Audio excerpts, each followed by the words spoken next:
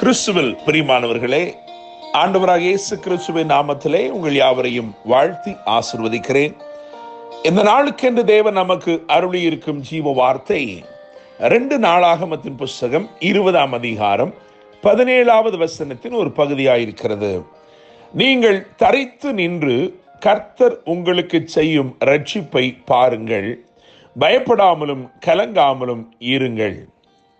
என கேட்கிற தேவனுடைய பிள்ளைகளே, யூதாவின் ராஜாவாகிய யோசபாத்துக்கும் அவன் ஜனங்களுக்கும் தேவன் அருளின வாக்குத்தத்த வசனத்தை இன்றைக்கு நமக்கு தேவன் உறுதிப்படுத்தி இருக்கிறார். இந்த நாள் மகத்துவமான வெற்றியின் நாளாயிருக்கிறது.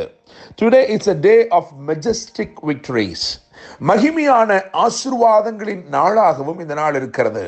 It is also a day of glorious blessings. என கேட்கிற தேவனுடைய பிள்ளைகளே, 2 நாளாகமும் 20ஆம் அதிகாரம் 1, 2 ஆகிய வசனத்திலே விசேஷமாக 2ஆம் வசனத்தை கவனிக்கும் பொழுது அங்கே எப்படியாய் சொல்லி இருக்கிறது, சிலர் வந்து யோசபாத்தை நோக்கி, உமக்கு விரோதமாய் ஏராளமான ஜனங்கள் கடலுக்கு அக்கறையில் இருக்கிற சீரியாவில் இருந்து வருகிறார்கள் என்று சொல்கிறார்கள். எனவே இந்த பிரச்சனை என்பது சமுத்திரத்திற்கு அப்பால் தூரத்திலிருந்து வருகிற பிரச்சனையாய் இருந்தது. The problem was overseas. என கேட்கிற தேவனுடைய பிள்ளைகளே, இந்த பிரச்சனை நிமித்தமாக கேள்விப்பட்ட இந்த செய்தி நிமித்தமாய் கேள்விப்பட்ட இந்த பிரச்சனை நிமித்தமாய் 3ஆம் வசனத்தில் எழுதியிருக்கிறது, அப்பொழுது யோசபாத் பயந்து என்று எழுதியிருக்கிறது. மாத்திரமல்ல, 12ஆம் வசனத்தை கவனிக்கும் பொழுது அவன் ஏறெடுக்கிற விண்ணப்பத்திலே அவன் இப்படியாய் சொல்லுகிறான், ஆண்டவரே, நிற்க எங்களுக்கு பலனில்லை, நாங்கள் செய்ய வேண்டியது இன்னதென்று எங்களுக்கு தெரியவில்லை என்று சொல்லுகிறான். என கேட்கிற தேவனுடைய பிள்ளைகளே, அவன் பயந்து என்று எழுதியிருக்கிறது. மாத்திரமல்ல, அவனே சொல்லுகிறான், எனக்கு பலனில்லை, நிற்க பலனில்லை, என்ன செய்ய வேண்டும் என்று எங்களுக்கு தெரியவில்லை. எனவே இந்த நாளிலே இந்த வார்த்தை யாருக்கு நேராய் வருகிறது என்று சொன்னால், ஒருவேளை ஏதோ சூழ்நிலை எதிர்பார்த்திராத திசையிலிருந்து வந்திருக்கிற எதிர்ப்பாக இருக்கலாம், அல்லது நீங்கள் கேள்விப்பட்ட ஒரு துர்ச்செய்தியாக இருக்கலாம், உங்களை கலங்க பண்ணுகிற ஏதோ ஒரு வார்த்தை, ஏதோ ஒரு சூழ்நிலை, அது நிமித்தமாய் பயந்திருக்கிறீர்கள், என்ன செய்ய வேண்டும் என்று தெரியவில்லை என்று சொல்லுகிறீர்கள், நிற்க பலனில்லை என்று சொல்லி பலனில்லாமல் காணப்படுகிறீர்கள். ஆனால் உங்களை பார்த்துதான் கர்த்தர் வாக்கு பண்ணுகிறார், நீங்கள் தரித்து நின்று கர்த்தர் உங்களுக்கு செய்யும் ரட்சிப்பை பாருங்கள், பயப்படாமலும் கலங்காமலும் இருங்கள் என்று சொல்லி. என கேட்கிற தேவனுடைய பிள்ளைகளே, தூரத்திலிருந்து தீவிரித்து வந்த தீமையை தேவ கரம் வெகு ஏராளமான நன்மையாய் மாற்றிவிட்டது.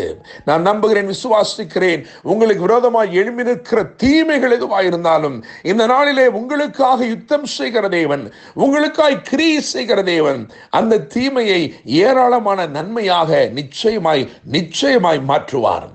தேவன் வாக்கு அருளினார், அப்படியே செய்தார். ஆயினும் அவர்கள் செய்த யோசபாத்தும் அந்த ஜனங்களும் தேவ ஆலோசனை நிமித்தமாய் செய்த 3 காரியங்களை நான் உங்களுக்கு வரிசைப்படுத்த விரும்புகிறேன். அவைகளை நீங்கள் இந்த நாளிலே அப்படியே செய்ய போகிறீர்கள். தேவன் உங்கள் வாழ்க்கையிலும் தீமையாய் வருகிற, வெகு ஏராளமாய் வருகிற தீமையை வெகு ஏராளமான நன்மையாய் நிச்சயமாய் மாற்றப் போகிறார். 2 நாளாகமும் 20ஆம் அதிகாரம் 4ஆம் வசனத்தை கவனிக்கும் பொழுது அங்கே யூதா ஜனங்கள் கர்த்தரிடத்திலே சகாயம் தேட கூடினார்கள் என்று எழுதியிருக்கிறது. என கேட்கிற தேவனுடைய பிள்ளைகளே, சகாயம் தேட கூடினார்கள். ஏனென்றால் வானத்தையும் பூமி உண்டாக்கின கர்த்தரிடத்திலிருந்து அல்லவோ நமக்கு ஒத்தாசை வர வேண்டும். எனவே சகாயம் தேட கூடினார்கள். தாவீது சொல்லுகிறான், இக்கட்டில் எங்களுக்கு உதவி செய்யும் மனுஷருடைய உதவி விருதா என்று சொல்லி. எனவே உதவி செய்யக்கூடிய அவருடைய சமூகத்தை தேடினார்கள், சகாயம் தேட கூடினார்கள்.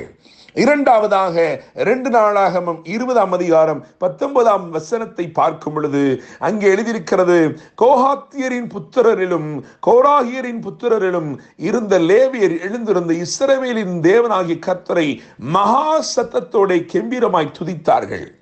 என கேட்கும் தேவனுடைய பிள்ளைகளே, முதலாவதாக சகாயம் தேட கூடினார்கள், இரண்டாவது சத்தத்தை உயர்த்தி பாடினார்கள். சகாயம் தேட கூடினார்கள், சத்தத்தை உயர்த்தி பாடினார்கள். என கேட்கும் தேவனுடைய பிள்ளைகளே, பாடகரை நிறுத்தினார் என்று எழுதியிருக்கிறது. யோசித்து பாருங்கள், ஒரு பெரிய யுத்தம், அந்த யுத்தத்தை செய்வதற்கு அணிவகுத்து வருகிற ஒரு பெருங்கூட்டம் அவர்களுக்கு விரோதமாய் பட்டயத்தை பிடிக்கிறவர்களை நிறுத்தாமல் அந்த பட்டயத்தை பிடிக்கிறவர்களுக்கு முன்பதாக பாடுகிறவர்களை நிறுத்தினான். ஏனென்றால் கர்த்தர் கொடுத்த வாக்குத்தத்தத்தின் பேரிலே அவன் கழிகூற தொடங்கிவிட்டான். அவன் நம்பிவிட்டான். கர்த்தர் சொன்ன வார்த்தையை அவ்வளவாய் நம்பினான். எனவே அவன் பட்டயத்தை பிடிக்கிறவர்களை பிரதானப்படுத்தாமல் பாடி துதி செய்கிறவர்களை பிரதானப்படுத்தினான். மூன்றாவதாக 2 நாளாகமத்தின் புஸ்தகம் 20ஆம் அதிகாரம் 17ஆம் வசனத்தை வாசிக்கும் பொழுது அந்த 17ஆம் வசனத்தின் வசனம் இப்படியாய் சொல்லுகிறது, நீங்கள் தரித்து நின்று என்று சொல்லி. எனவே மூன்றாவதாக நான் சொல்ல விரும்புகிறேன், அவர்கள் சும்மா இருந்து ஜெயித்தார்கள். சும்மா இருந்து ஜெயித்தார்கள். அவர்கள் சகாயம் தேட கூடினார்கள், சத்தத்தை உயர்த்தி பாடினார்கள், சும்மா இருந்து ஜெயித்தார்கள். என கேட்கிற தேவனுடைய பிள்ளைகளே, 20ஆம் அதிகாரம் 16ஆம் வசனத்தை கவனிக்கும் பொழுது அங்கே எழுதியிருக்கிறது, நீங்கள் சத்துருக்களை சந்திப்பீர்கள். You will face them but not fight them. You will face them but you will not fight them, for the battle belongs to the Lord. நன்றாய் கவனிங்கள். இவர்கள் சந்தித்தார்கள், இவர்கள் பார்த்தார்கள், ஆனால் இவர்கள் யுத்தம் செய்யவில்லை. காரணம், கர்த்தரே அந்த யுத்தத்தை அவர்களுக்காக செய்தார். நான் நம்புகிறேன், விசுவாசிக்கிறேன்.